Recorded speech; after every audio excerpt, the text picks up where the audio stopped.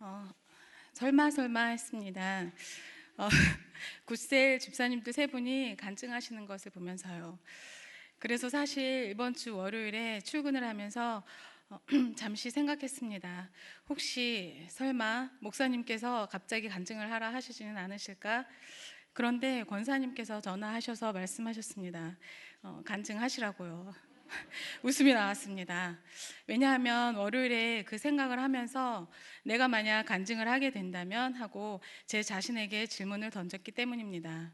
그래서 조금 망설였지만 하기로 결정을 했습니다. 이 자리에 서서 말씀과 기도로 저를 인도해 주셨고 인도에 가시는 주님을 간증할 수 있게 해주신 주님을 찬양합니다. 약한 나로 강하게 하신 주님께 영광을 올려드립니다. 나로 나된 것은 다 하나님 은혜입니다.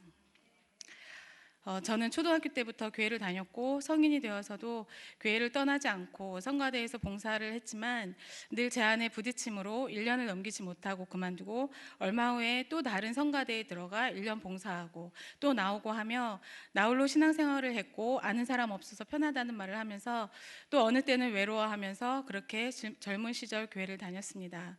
그러다 큰 교회의 염증을 느끼며 작은 교회에서 교제를 나누면 어떨까 하며 작은 교회로 옮겨 교회 생활을 했습니다. 그렇게 교회 탓을 하고 문제를 제 안에서 보지 못하는 종교인이었습니다. 지금 생각해보면 제 자신이 부끄럽습니다.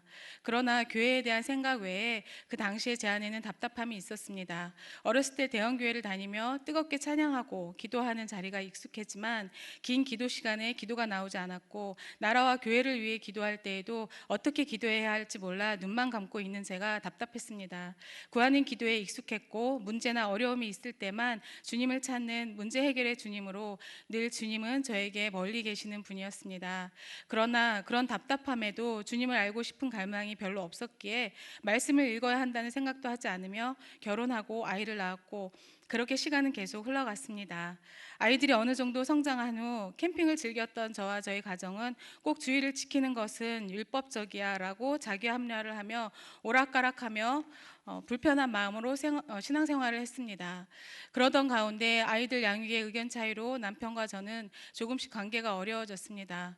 그 무렵 목사님의 설교 가운데 하나님과의 관계가 회복되면 사람과의 관계도 회복된다는 설교 말씀을 듣고 그 말씀을 붙잡았습니다.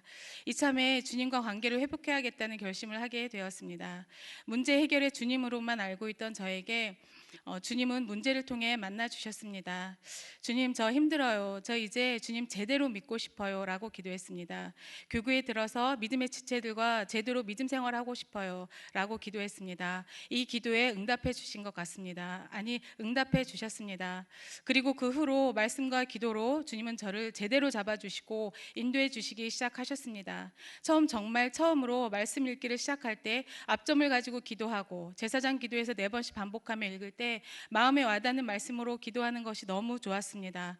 그러나 그러면서도 말씀 읽고 기도하는 것이 익숙하지 않았기에 제 안에 영적 게으름과 나태함과 싸워야 했고 또 어떤 때는 그런 저를 보며 정죄감에 빠져 낙심하는 시간을 보냈습니다. 어떨 때는 말씀만, 어떨 때는 기도만 이렇게 시행착오를 겪으면서 또 그럴 때에 믿음의 선배님들이 방향을 잡아주심으로 안 되는 나에게 집중했던 시선을 주님에게로 시선을 고정하고 집중할 수 있게 해주셨습니다. 주님께 다시 머리를 들이밀며 졸기도 하고 또 내 감정에 빠져 울기도 하며 말씀 앞에 나아갔습니다. 저는 교회에서 예배 가운데 영원함, 은혜, 영광, 찬송, 경배 등등 자주 나오는 결코 가볍지 않은 이 단어들이 참 힘들었습니다. 마음으로 다가오지 않았기 때문입니다. 마음으로 동의되어지지 않았습니다. 그러던 이 단어들이 한 해, 두 해 말씀과 기도를 통해 이 단어들에 대한 의미가 이해되어지고 점점 깊어짐을 느꼈습니다.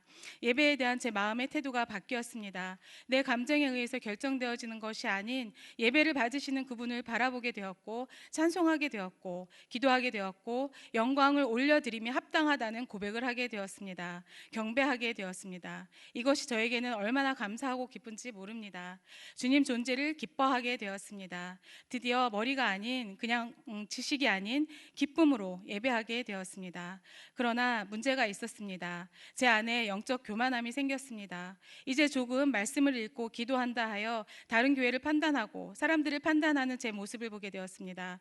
주님께 기도하며 그러한 마음이 들어온 이유를 알게 되었고 그것을 주님이 다루어 주셨습니다. 그런 생각이 들어올 때 회개하며 내 생각과 감정을 부인하고 또 내 안에 속사람이 새롭게 되어야 함을 그렇게 다시 말씀으로 들어갔습니다. 이러한 제 모습을 보게 해주심이 은혜입니다. 그 다음 한 주간의 신학성경 한 번 읽기에 6주간의 훈련이 시작되었습니다. 일하고 돌아와서 부랴부랴 밥해서 먹고 성경 읽은 후 잠자기 바쁘고 하는 시간을 보냈습니다. 힘들다고 할 겨를 없이 그렇게 하루하루 말씀을 읽다 보니 시간이 내 것이 아니구나, 그것을 깨달았습니다. 시간을 떼어드리는 것이 아니라 주님의 시간 안에 내가 들어가야 하는구나 라는 것을 느꼈습니다. 이 시간만큼은 내 것이 하라고 했던 시간들을 자연스럽게 내려놓게 되었습니다. 그리고 계속 그렇게 읽다 보면 말씀이 깊이 풀어지고 계시가 풀어질까 하는 기대를 했지만 정말 반복해서 말씀을 읽을수록 그 다음에 주님이 무슨 말씀을 하셨는지 입에서만 돌고 잘 나오지 않는 정말 저는 신비한 사람이었습니다. 그런데 이제는 전보다 낙심하는 일이 현저히 줄었습니다. 영적 근육이 조금 붙은 것 같습니다. 그리고 마음에 가득한 것이 입으로 나온다는 말씀을 떠올리며 계속 말씀을 먹고 이 또한 자꾸 해봐야 한다는 것을요, 실수할까 봐 입술을 닫고 있으면 안 된다는 것을요, 어떨 때는 입술을 닫고 어떨 때는 입술을 열어 담대히 선포해야 한다는 것을 또 깨닫습니다. 담대함과 분별력이 필요한 부분인 것 같습니다. 6주간의 훈련이 끝나고 조금 느슨해지는가 싶었지만 그동안의 훈련이 헛된 것이 아니었습니다. 구약을 읽기 시작하며 처음처럼 힘들지 않고 분량의 부담이 사라졌고 말씀 앞에 앉는 것이 신속해지고 오늘은 무슨 말씀으로 주님이 말씀해 주시나 매일 그렇지는 않지만 그런 변화가 제 안에 있게 되었습니다.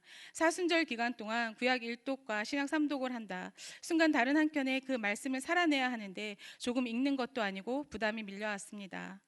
이런 어리석은 마음을 부인하고 부담이 아닌 은혜 받은 자의 삶, 책임감을 갖고 교만하지 않도록 생명의 빛이신 주님과 하나가 되어지는 그 여정을 걸어갈 것입니다.